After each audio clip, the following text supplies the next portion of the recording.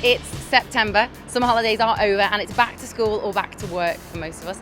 Last week was a busy week for Liverpool's business community as the events calendar got underway for the autumn season, and YB News were there to catch some of the best bits.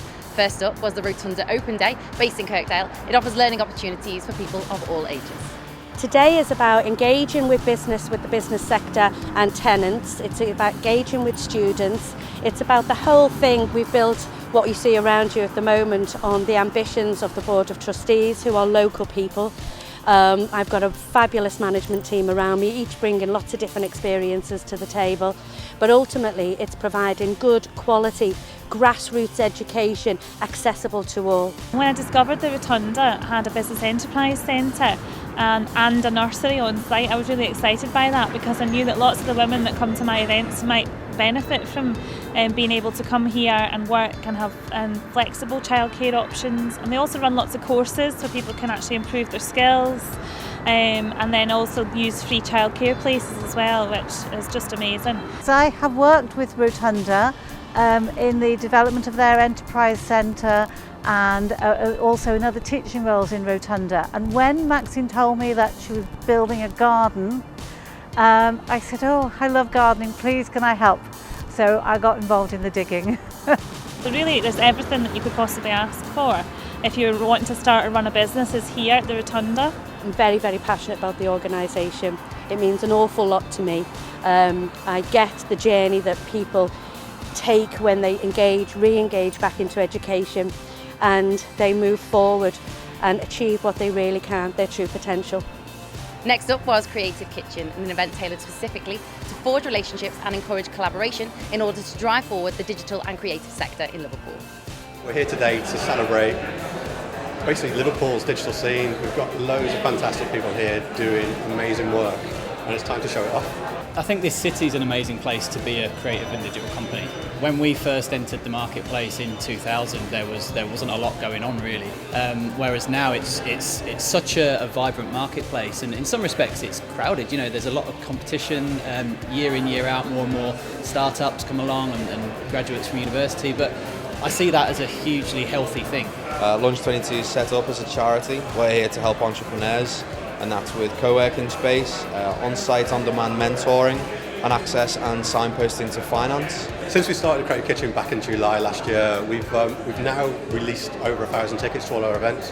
And what we found is the local community has kind of grasped something, that they realise that they're important to the local economy, they're important to jobs in the city, they're important to culture in the city. So now Liverpool is kind of starting to thrive. We've tried to describe it as the perfect startup city for the UK. It's got all the attributes to be that, and we've got loads of pride and passion and determination within the people of Liverpool, and that's perfect attributes of an entrepreneur as well. So there've been a lot of talks between a fair few of the agencies lately about how we celebrate Liverpool. There's all this talk about how we're a hub for startups, how we've got this world-class design school, and then actually I think that message needs to come from the agency heads and the creative directors and the founding partners, because now we're at the point where we're all settled, our kids are going to school here, and we're starting to look at the next generation of talent, and we're not going to get them by looking inwards anymore. Liverpool's woken up to collaboration. We've now got the traditional bigger agencies sitting around the table with smaller agencies like Studio Mashpo, and what we're finding is we're working with the same clients, so it makes sense to talk to each other. A lot of the time people come to us, our clients come to us, and actually they don't know what it is, what they want, and part of our process is to educate them on the best tactics, tools, techniques to use.